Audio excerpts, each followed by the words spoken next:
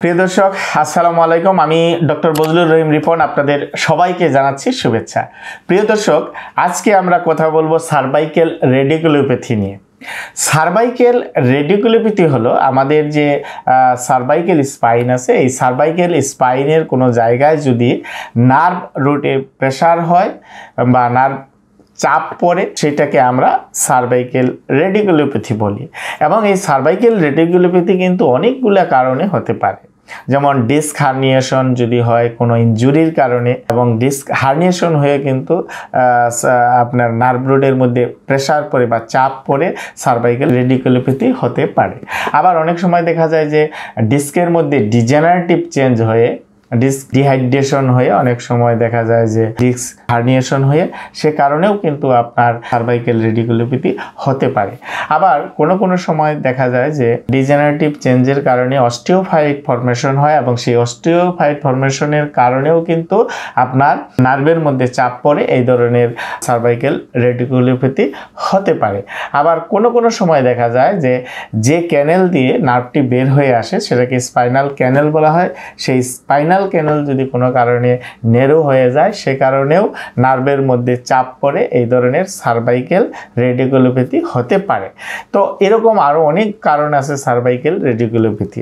তো cervical radiculopathy হলে রোগীরা সাধারণত যে কমপ্লেনটি দেয় যে ঘাড়ের পেছনে প্রচণ্ড ব্যথা হয়, এবং ব্যথা অনেক সময় ঘাড় থেকে কাঁধ হয়ে একদম হাতের একদম আঙ্গুল পর্যন্ত চলে আসতে পারে, এবং এই ব্যথার সাথে কোনো সময় দেখা যায় ঝিঝি, অবশ এবং ভারবার অনুভব হতে পারে, এবং কোনো ক্ষেত্রে আবার মাংসপেশি, হাতের মাংসপেশিগুলো দুর্বলও হতে পারে।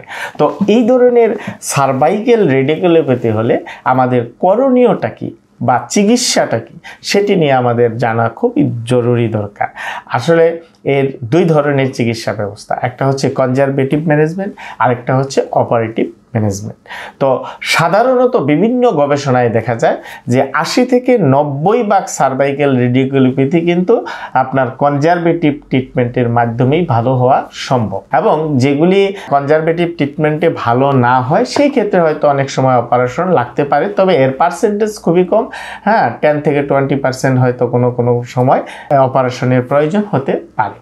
তো যেহেতু বেশিরভাগ সার্ভাইকেল রেডিকুলোপ্যাথির রোগী কিন্তু কনজারভেটিভ ট্রিটমেন্টের মধ্যে ভালো হয়, এর মধ্যে যেমন ধরেন প্রাথমিক স্টেজে অর্থাৎ অ্যাকুইট স্টেজে একটু রেস্ট নেওয়া, কিছু ব্যথানাশক ওষুধ খাওয়া, কিছু মাসল রিল্যাক্সেন্ট খাওয়া, এবং এর সাথে কিছু হট এবং কোল্ড কম্প্রেশন আপনার খুব কার্যকরী ভূমিকা থাকে।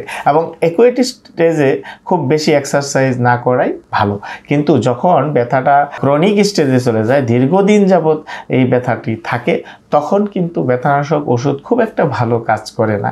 তখন কিন্তু যেটা প্রয়োজন সাধারণত, যে বিভিন্ন গবেষণা যেটি বলে যে ফিজিওথেরাপি চিকিৎসা কিন্তু খুবই কার্যকরী ভূমিকা রাখে। কারণটি হচ্ছে যে সার্ভাইকেল রেডিকুলোপ্যাথি যখন লং টাইম হয়ে যায়, তখন দেখা যায় যে ঘাড়ের পিছনের কিছু মাংসপেশি দুর্বল হয়ে যায়, কিছু মাংসপেশি শক্ত হয়ে যায়, এবং নার্ভের মধ্যে ডিসফাংশন হয়, জয়েন্টের মধ্যে ডিসফাংশন হয়, বিশেষ করে স্পাইনাল জয়েন্টের মধ্যে। তখন আমাদের যেটি করা দরকার সেটি হচ্ছে ফিজিওথেরাপির মাধ্যমে সেই ডিসফাংশনগুলোকে যদি কারেকশন করা যায়, তাহলে সহজেই কিন্তু এই সার্ভাইকেল রেডিকুলোপ্যাথি থেকে আমরা মুক্ত হতে পারি।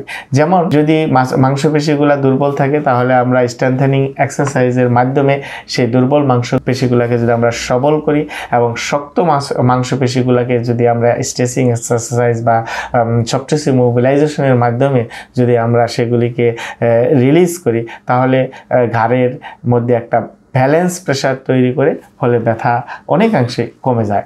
আবার অনেক সময় দেখা যায় যে নার্ভের মধ্যে যে ডিসফাংশন থাকে, আমরা যদি সেই নার্ভটিকে গ্লাইডিং এক্সারসাইজ করি বা মোবিলাইজেশন করি নার্ভটিকে, তাহলে কিন্তু সহজেই নার্ভের মধ্যে নিউট্রিশন সাপ্লাই ভালো হয়, ব্লাড সার্কুলেশন ভালো হয়, ফলে দেখা যাচ্ছে যে আমাদের ডিসফাংশনটা কারেকশন হয়ে আমাদের ঝিঝি, অবশ এবং ভারবার অনুভূতিটা অনেকাংশে কমে যায়।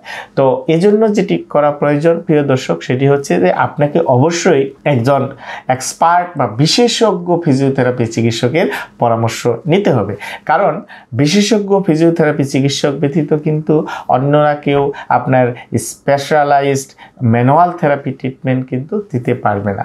সুতরাং আপনার প্রপার ফিজিওথেরাপি চিকিৎসা গ্রহণ করতে হলে আপনাকে অবশ্যই একজন বিশেষজ্ঞ ফিজিওথেরাপি চিকিৎসকের পরামর্শ নিতে হবে, কারণ ফিজিওথেরাপি একটি সায়েন্টিফিক চিকিৎসা পদ্ধতি।